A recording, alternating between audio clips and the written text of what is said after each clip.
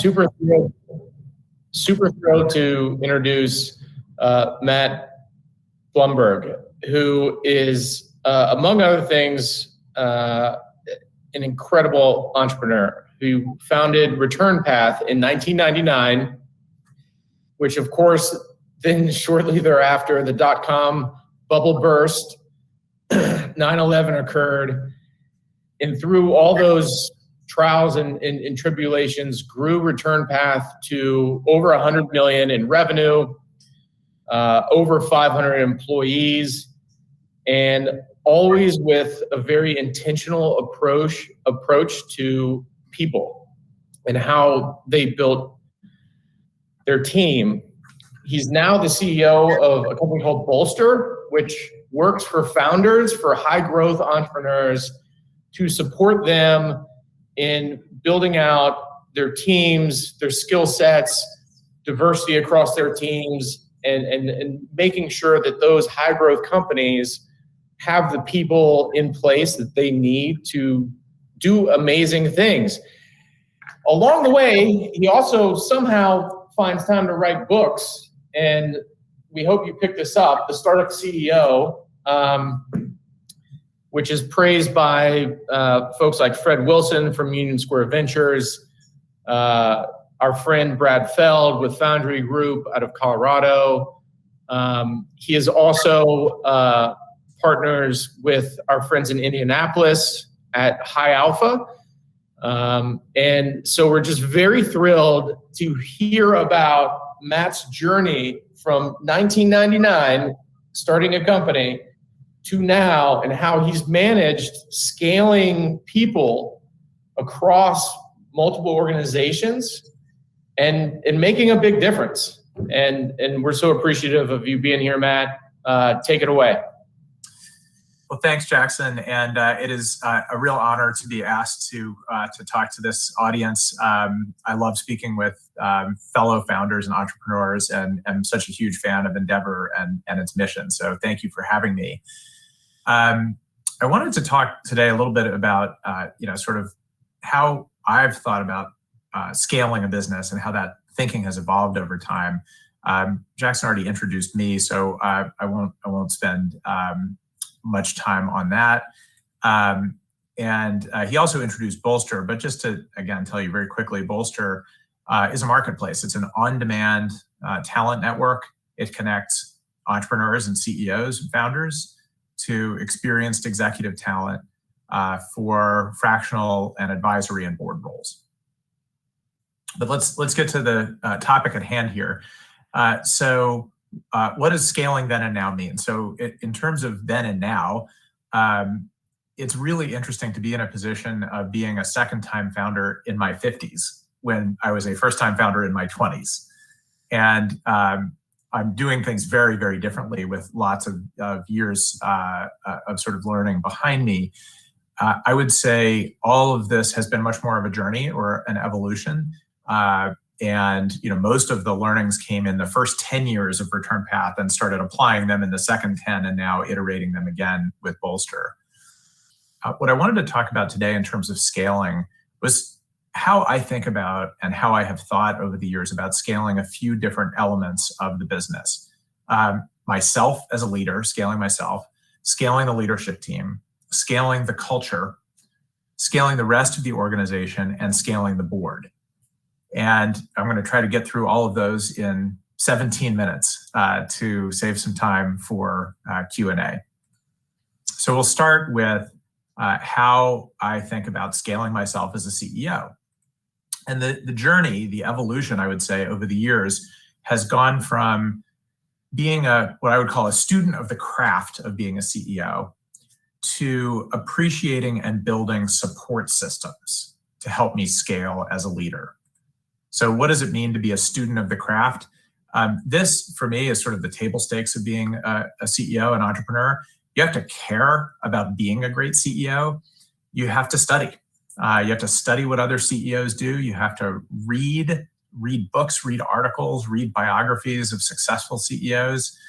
You have to distill and discuss those learnings with others. And I think early in my career, I kind of relied on that pattern of things. And then I learned over time that there are a few different support systems to put in place to really help you apply those learnings and scale into being a great leader. One of them is having a CEO peer group. A CEO peer group is a consistent group of 5 to 8 CEOs that meet somewhere between 5 and 10 times a year, probably. You have to have some kind of structure or light facilitation in place. So it's not a free-for-all, but those sessions can be very impactful about problem solving, hearing other people's experiences, venting, and they can be formal. They can be through things like YPO or EO or Vistage, or you can make your own. And the important thing is to have it, to stick to it, and to really tend it like a garden. Make sure you have the right people in it and people who are present and contribute. The second critical support system for me has always been working with a coach and a mentor. I realize this is a very international audience, so I apologize for the US sports analogy here, but one of the most famous football coaches in American football, Vince Lombardi, famously said once that the measure of who we are is what we do with what we have. And the best athletes in the world, the ones who get paid tens of millions of dollars a year, hundreds of millions of dollars a year, all work with multiple coaches. And there's no reason that CEOs and founders should not work with coaches as well. For me, I always look for 3 different things. I look for someone to help me with soft skills development. In other words, how I show up and how I can be the best version of me. I look for someone to help me learn how to be a better CEO, the craft of being a CEO. And I always look for someone to help with kind of team dynamics on the executive team coaching, team effectiveness. So sometimes you get lucky and one person can help you with all 3. More often than not, you need someone who is a coach and someone who is a mentor.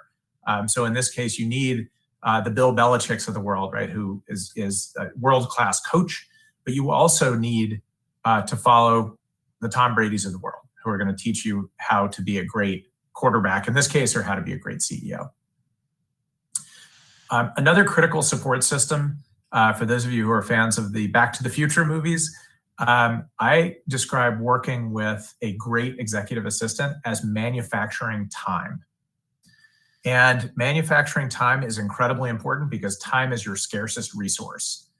And while you can be very self-serve and very efficient at handling every administrative task yourself, the reality is the minutes add up, the context shifting adds up, and a great EA will save you 3 to 4 hours a day.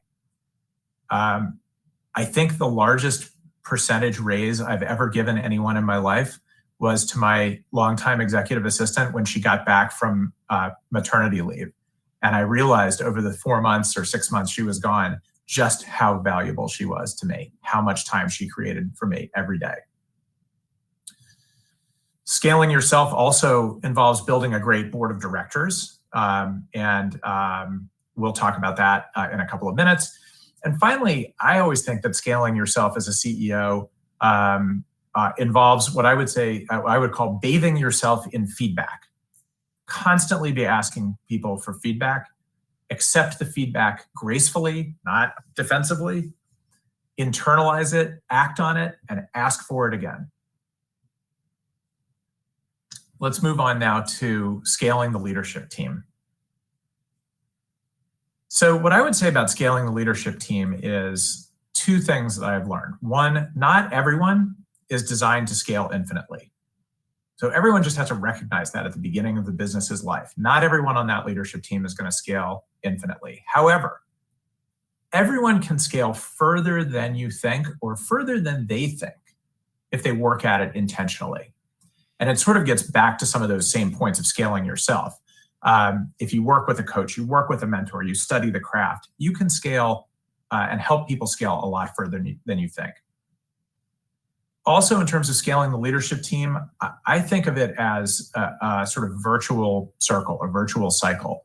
Every senior hire is an opportunity to make the whole team better. So anytime there's an opening, whether you create a new position or move someone into the team or swap someone out, someone quits, that's an opportunity to level up that one role. And every time you level up one role, you're just raising the bar.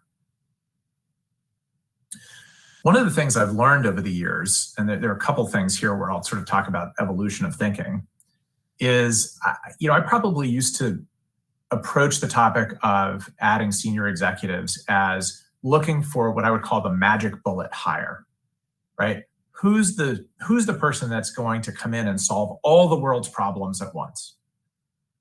And what I learned over the years is that a much more effective way of raising an executive team and raising a leadership team is hiring great people who are a little earlier in their career sometimes and who are going to be very promotable into leadership roles over time. So we had a great system at the end of Return Path of hiring people in kind of at that director or VP level where they have a lot of great outside experience, but still an opportunity to kind of imprint them with our culture and our way of doing business. And by the time we sold Return Path after 20 years, the entire executive team was either founders, one person who was acquired, and other people who started in the middle and we raised up. One of the other, and probably the most important things I learned over the years about a leadership team and scaling it is moving from this notion of rip and replace if someone is not quite working to thinking about how to coach them and mentor them and shape them over time. And there are a lot of tools in the toolbox for this. There's individual mentoring or coaching. There's team coaching. There's peer feedback. There's the use of fractional talent. There is layering people permanently. Sometimes someone just needs a new full-time boss. And yes, ultimately you can replace people, but I view replacing a senior executive as kind of the last resort once you've exhausted the other available tactics. Let's talk now a little bit about scaling the culture. This was a really tough one for me to learn, and I think a tough one for a lot of founders to learn, that the culture of the founder, which, let's face it, that's where culture and values come from in an organization, is only scalable to a point. And ultimately, you have to create a system that reinforces the culture. So it's not all on you. So I don't know how many of you feel like this sometimes, right? You're the lonely person that is supporting the whole culture. You're driving everything. You're the watchdog. You're the steward. What you want to get to is a place of this, where the culture and the system are deeply ingrained and you are happy to be there as its chief steward, but not holding the whole thing up yourself. So what do I mean by reinforcing a culture through the system? I mean things like document your values, right? Write them out. Get other people, enlist other people in your organization to help you write them out. Create artifacts and programs in the company that reinforce these values. One of our core tenets or values at Return Path was people first. And the first thing you saw when you walked into one of our offices was a wall full of pictures of people with biographies, like visual biographies that they did. So we signaled when you walked into our office that we were a people-first organization. You have to weave values into the critical people-oriented business processes. So you have to weave your values into hiring, into onboarding, into training, into reviews, into compensation. Ultimately, you have to train other leaders to do what you do, to be a steward of the culture. And you have to counsel those who violate, right? You have to counsel them early and often. You have to terminate on repeat behaviors. And you have to be willing to do that for people who are high performers, but are not adherent to the culture. Let's move to scaling the rest of the organization. How do you think about not just the leadership team, not just your kind of inner sanctum, but how do you think about scaling an organization to hundreds or even thousands of people? There's always a temptation when you're running 100 miles an hour as an entrepreneur to throw bodies at problems. And one of the things that I truly came to appreciate as Return Path became a more scaled organization was the value of building what I would call a talent machine. So sort of use the visual here of this conveyor belt that constantly moves things higher and higher and higher in a warehouse. The importance of getting entry-level roles right, and then figuring out how to raise people up in the organization I just can't say it enough. So entry-level roles are going to be things like sales development reps, BDRs, SDRs. It's going to be like customer support, tech support, maybe QA, depending on the kind of organization you have on the technology side, field marketing. Right? There's sort of a wide range of entry roles in the organization. And what we got good at over the years at ReturnPath was learning how to hire those people in cohorts, which makes it easier to hire, to onboard, to train, and to weed people out. We got much better at defining training programs and success metrics. And basically each role can start leveling up to multiple and different kinds of roles over time, so that when someone in the organization leaves, you have someone ready to grow into that role.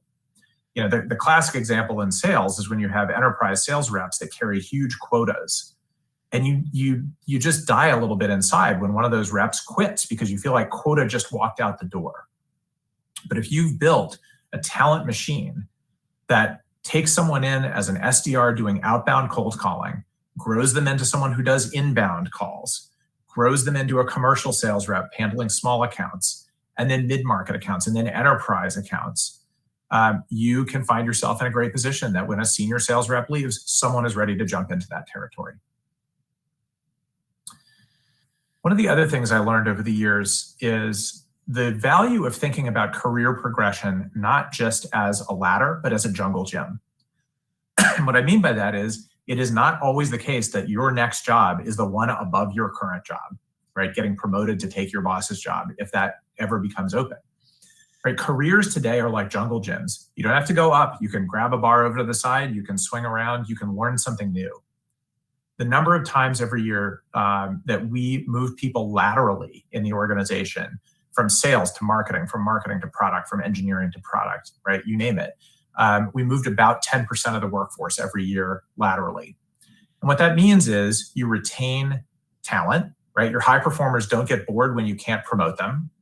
Your medium performers can add their tenure and expertise to new functions and grow their careers at a better pace for them. And you keep talent and institutional knowledge in the building. One of the other key things I learned about scaling the organization is that it's better to overpay people than make bad promotions. And I think this is principally true in sales and engineering, but for most companies like ours, sales and engineering are the biggest two organizations, where it's a really different skill set to be a strong individual contributor and a manager or a leader. The best sales reps don't always make the best sales managers. The best engineers, the ones that can code 10x better than the person sitting at the next desk over, don't always make the best engineering managers and leaders. And the number of times over the years that I learned this lesson was too many, right? Too many times someone told me we had to make someone a manager, otherwise we weren't going to be able to keep them. And what we learned every single time was that we ended up having to fire them because they were a bad manager, and we lost high performers who worked for them. We just lost ground in the organization. So I always think it is better to overpay those 10Xers, right? The individual contributors who are just outstanding in sales and engineering or whatever, than make a bad promotion to management. Let me move on to scaling the board. I think the world of boards is very, very different today. And my sort of new rules of thumb about boards are to, first of all, have independent board members around very early. For me, it's always day one or within the first 6 months. But I think independent board members, not founders, not investors, bring such amazing perspective, experience, and balance to a board. I think one of the other new rules of thumb about boards is thinking about diversity from day one. And I'll talk about that more in a second. I always view my board as a strategic asset, as a strategic sounding board that is going to just make the difference in how the leadership team thinks about the business and how it drives the business forward. And I spend a lot of time as the leader of a board thinking about that board as a team. I think of myself as having two teams, right? The board and the leadership team.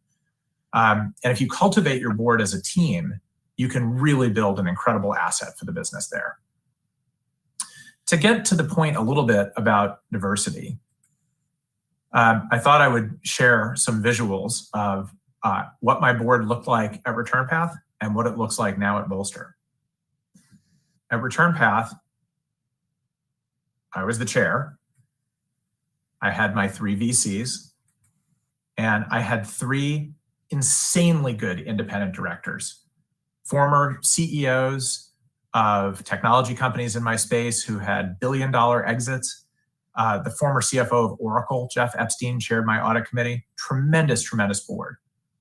One of the best boards I've ever heard of in the venture ecosystem. And here's what my board looks like today. Right, still me. I have a great investor from High Alpha. I have an investor from Silicon Valley Bank who it's her first board seat. So she's an investor. She's one of our venture investors, but it's her first time on a board. I have one tremendous independent director today, Christina Miller, who's the chief operating officer of Goldbelly, who's teaching me all about marketplaces because I'm building a marketplace business for the first time. And this part is confidential, so I won't give names, but I am about to appoint 2 more independent directors who are experts in the executive talent and coaching world, which is what Bolster is all about. I still have VCs, and in fact, they're some of the same VCs, by the way, but they're now observers on the board, right? They've been willing to step back and let me bring new board members into the mix, new voices, and people who don't just have diversity of demographics, although a lot of them do, but really diversity of experience that is helping us drive the board forward. I'll leave you with one last thought, and then we can move to Q&A for the last couple of minutes. And here it is. Spend less time working. That may sound kind of crazy. We're all entrepreneurs. We're all used to working crazy hours, driving ourselves hard, driving our teams hard. And if I've learned one lesson about myself over the last 20 to 25 years, it's that the more sleep I get, the more exercise I get, the more time I spend doing what Stephen Covey would call sharpening the saw, right? Spending time on hobbies, playing music, tending a garden. The more time I spend with family and friends, the happier I am, the more creative I am, and the more productive I am at work. Thank you very, very much. Again, it's such an honor to be here today. And Jackson, I'm happy to field any questions that people have. Wow, that was awesome. I've got a WhatsApp stream that I can barely control. So a question off the bat, actually from an Endeavor entrepreneur, Encore Gopal. How do you view, and this is a natural question given the year and a half that we've been through, how do you think about the chemistry of a team when there is the beauty of distributed workforce, but there's also the intangible of that, in person? And so his question is very much around, and his company is called Interapp, is very much around, how do you think about that chemistry of being in person while managing, a distributed workforce? There is no substitute for being in person in terms of team building, of chemistry, of interpersonal. And I have spent most of the last 18 months sitting in this chair in my home office, right where I am today, just like all of you. But as I've started to get out more over the last few months and see people in person, I am reminded every single time that there's just no substitute for being in person. And I think for businesses like ours, where you can do a lot of work remotely and in a distributed way, it is still going to be critical to have plenty of moments where you are in person with people. If you have a truly distributed workforce, you're all over the country, all over the world, then getting the team together in person a few times a year is probably going to become commonplace. You save money on rent, you have a little bit more money on offsites, If you all live in the same metropolitan area, but you don't have an office or you're working from home, find conference room space you can use. Get a co-working space. We now have in the New York area here, we have a few desks at a tech co-working space that we can go into from time to time. And there were 8 of us in there yesterday. It was great. We did things on a whiteboard you can't do on Zoom. We had drinks over at someone's apartment afterwards. 2 of us went out to dinner. There's just no substitute for that. So I think it's going to be about balancing the hyper efficiency that you get from 15-minute increments on Zoom and not commuting and not getting on a plane all the time, with not losing sight of that human connectivity. And I also think, Jackson, you and I were talking about this before the session. Mm-hmm. I think that we may forget as founders and CEOs that other people in the organization, particularly junior people, learn a lot by being in the presence of others. And if I reflect on the first 5 to 10 years of my career, the amount of things I learned by overhearing a conversation that was happening 2 desks over, bumping into a senior person at the coffee machine, walking past a conference room and, sort of snooping around and seeing what slides were on the wall, very, very valuable interactions. And you can't have those on Zoom. Yeah. As we talked about, I had the fortunate similar experience. So what was the biggest mistake you made at Return Path with regard to people, and how's that affect your outlook on Bolster? Sorry to put you on the spot. No, there's so many to pick from. I think the biggest mistake I made was keeping, and this happened a couple of times, keeping a senior person around too long, who was problematic from a cultural perspective. So a high performer, but doing damage culturally, and that's a really hard call to make. Like a really, really hard call. If you think about the 2x2 matrix of high and low performance and high and low cultural fit, someone is high and high, you keep them forever, right? Someone is low and low, it's obvious you have to get rid of them. The other 2 are hard, right? So someone who's a great cultural fit, but a mediocre performer, you can try to coach them, you can try to shape the role, put them in the right spot. You want to work hard for those people because they're working hard for you.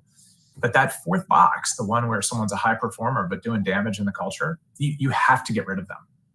And the more senior they are, the more important it is. Yeah, you have to build up that scar tissue, I guess. Yeah. Question from another Endeavor, Guillermo, another Endeavor entrepreneur who is in his 50s and is actually asking about how you manage the personal connections with multiple, generations that work for you. So it's a managing the generational culture differences question. I view every interaction I have with someone on our team as an opportunity to learn and an opportunity to listen. And people who are 22 have a different perspective sometimes than I do and bring a different experience set to the mix than I have. And I love asking questions and listening and engaging in conversation that meets each person where that person is, not necessarily where I am. And it doesn't mean I don't approach conversations with an agenda. I frequently do, right? There are points I want to get across, whether it's something I want to thank them or whatever, right? But I try to approach each interaction as an opportunity to learn. Awesome. This is very specific, and there's a point in your book about recruiting board members that I was going to ask about in terms of rejecting potential board members. But this is actually about how expensive is it, having an external board of advisors, or is it not expensive? Maybe it is, maybe it isn't. Depends what you're talking about in terms of board of director or board of advisors. Board of advisors, there is no standard board of advisors, right? I mean, that's some companies don't have advisors, some have a couple, some have many, some actually have an advisory board. So it's a little hard to answer that one in a vacuum. Having a great independent board member, you have to pay, but you're not paying cash. Right? Private companies should never, ever pay cash for an independent director. You are paying them equity. It's a much longer topic about sort of how much equity you spend on them. But even if you think of it as equivalent to what you're going to spend on a senior executive, it's not more than that. It's frequently less than that. It's worth it, right? You're not going to have more than 1, 2, 3 of them certainly at any time. And the perspective they bring is incredibly valuable. Advisors. And I think the individual. Sorry, I think they may be also alluding to the 3 kind of coach, mentor. Right. So coaches and mentors, you do have to pay. Certainly, executive coaches, right? People who make their living off of coaching, you do have to pay. And mentors are sometimes are somewhere in between. Sometimes you pay them in cash. Sometimes you can give them a little bit of equity. I find with really good mentors, you don't necessarily need to spend an enormous amount of time with them to get a lot of value out of them. Where coaching, like if you really want to engage with a coach, you're talking about an hour a week or an hour every other week. And some of those people are expensive. Some of them are a little bit less expensive. There's a really wide range. But mentors, you can maybe talk to a couple times a quarter. And those relationships can frequently be informal and therefore unpaid. Awesome. So you were talking earlier about the jungle gym. And so this question, I believe, kind of addresses the jungle gym of how do you balance kind of the time and resources it takes to retain someone that needs to go laterally versus just hiring the right person and writing the check, So what's the balance between, okay, we are going to keep you, but you're going to go lateral versus let's just hire the right person and move on, because it's a tricky personal balance. For sure. And there are roles that you can't move someone into laterally, right? There are roles. So if you think about a role very simplistically as mastering a role as the union of functional experience and domain expertise or company experience, you bring someone in from the outside. They're frequently the functional pro, but they don't understand the domain. Maybe they've worked in something similar, but they haven't really worked at your company. You move someone laterally, you're bringing a ton of institutional and domain knowledge, but probably teaching them the function. There's some roles where that works and some roles where it doesn't, right? You're not going to necessarily move someone to be your head of something who's never been in that function before. Although I've seen that work. But you can move someone into being an assistant product manager from being a marketing manager. You can move someone from being an associate engineer into being a PM. Interesting. So before we're about to wrap up, but there's always a question that I have to ask guests. So first and foremost, if you're an Endeavor entrepreneur, Bolster has a promo for any and all Endeavor entrepreneurs. So reach out to your local offices if you want to learn more about Bolster and potentially find some great new team members. They've got a great product. We've had success using it. So again, reach out to your local offices.